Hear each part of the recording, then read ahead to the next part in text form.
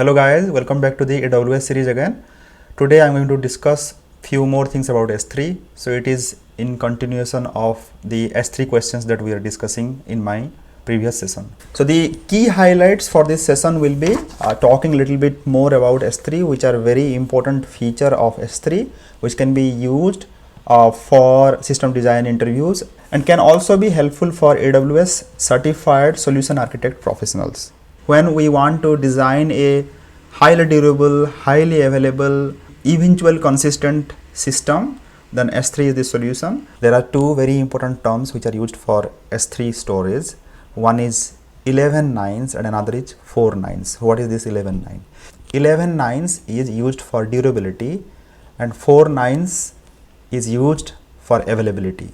11 nine means 99 point another 9 nines percent durability, and 99.99, which is also called 4 nines availability. So when we are talking about durability, we want to know how long will this data will persist, how long can I access this data. And when we are talking about availability, we want to know whether we can access right now or whether we can access tomorrow, something like that. Okay, so what is 11 nines durability means? It means if you have 10,000 objects, then for 10 million years you might see a loss of one object. Okay, so you might see one failure for one object. S3 is eventual consistent system. What it means is when you do a request for an object, either you read the old data or the new data, you will not get mixed data. That is what is called a eventual consistent system. If you read a data after writing to an existing object, you might get a stale data. Okay, but that is okay because after some time that data will be replicated to Jones. Let's revisit some storage classes. Amazon S3 standard offers high durability, high availability, low latency and high performance object storage. But there is something called Amazon S3 standard infrequent access. So infrequent access offers the same durability, low latency and high throughput as Amazon S3 standard, but it is designed for long-lived, less frequently accessed data. So standard IA has lower per GB month storage cost than standard. Yeah, so this standard IA model, okay, is used for warm object, which means for less frequently accessed objects, we can use this IA model. We have already spoken about Amazon Glacier, where we save cold data, and to access this data, this cold data, it takes around 3 to 5 hours. Okay, I want to remind you that while we create a S3 object, we can actually set up this policy to change the class of the S3 object to different type of classes. Yeah, after 30 days it can become a IA object, and after 1 year it can become a Amazon Glacier object, and you will be able to access the same object using the same S3 API. So there will be no change to the application code. So there is a very interesting concept called pre-signed URLs. What is this pre-signed URL? Amazon S3 objects are actually private. So they have a URL, but that can be accessed only by the owner.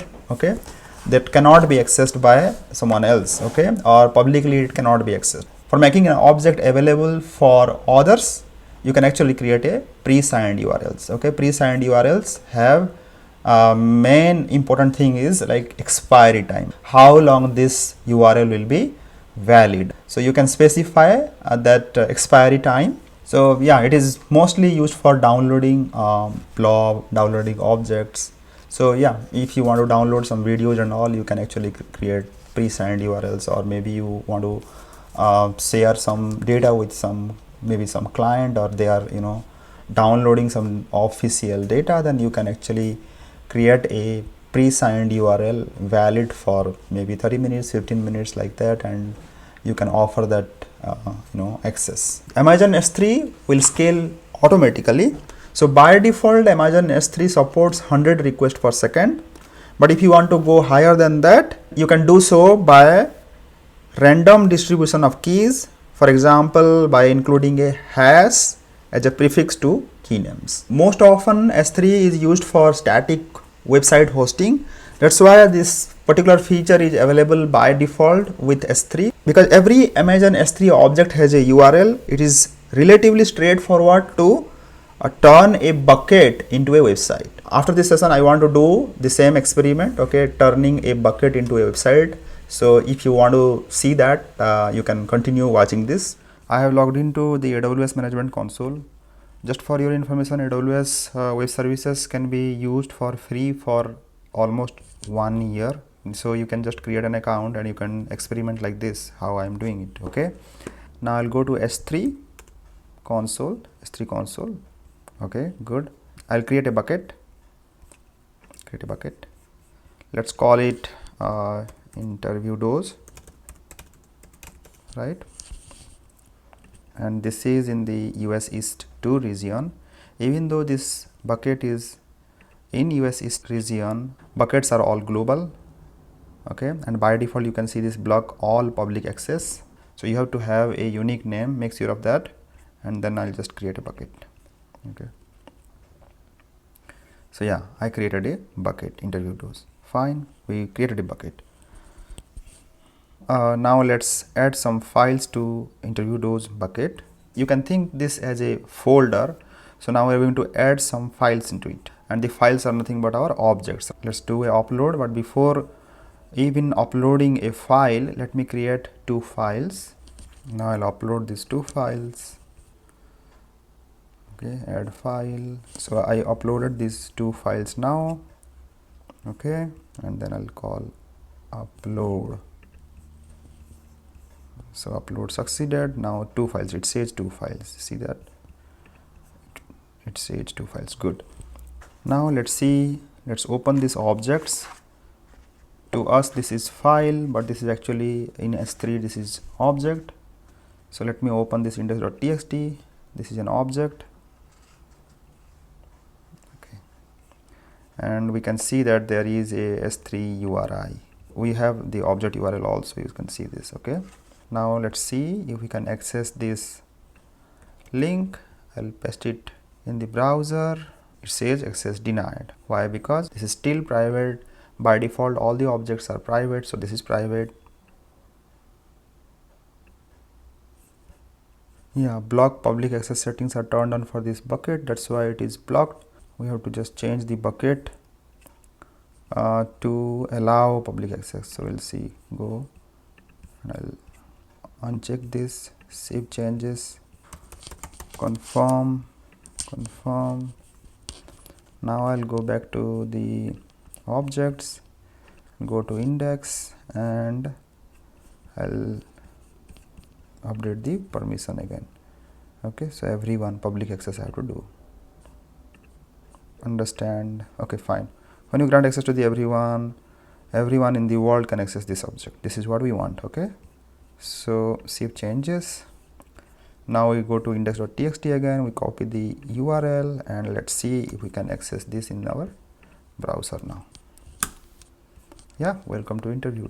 So we can access this page, okay. So likewise we'll go to another object and we'll change the access, yeah, we'll change the permission for this object also. Go edit, read, I understand, save changes, and this should also be visible. So this is an error, so this is the error.txt file. Fine, now we'll turn this bucket into a website. Yeah, so how can we do that? We'll just go here, go to the bucket, okay, and we'll go to the properties and static website hosting. Yeah, this is what we have to do. Edit, enable. We want to host a static website, right? Do save changes. Okay, it is asking for the index.html, so index.txt, this is 2 files we have created, and then error.txt, these 2 files we have created, okay. In case of error it will go to error.txt. Now save changes. Fine, good. So once we do this, we will see a endpoint for our website. Okay, so this is the endpoint. So interview Doge S3 website, so whatever it is, okay, it's a long one, but it's okay. We can do a DNS mapping for this website to our own domain. Okay, let me just click this and see what I see.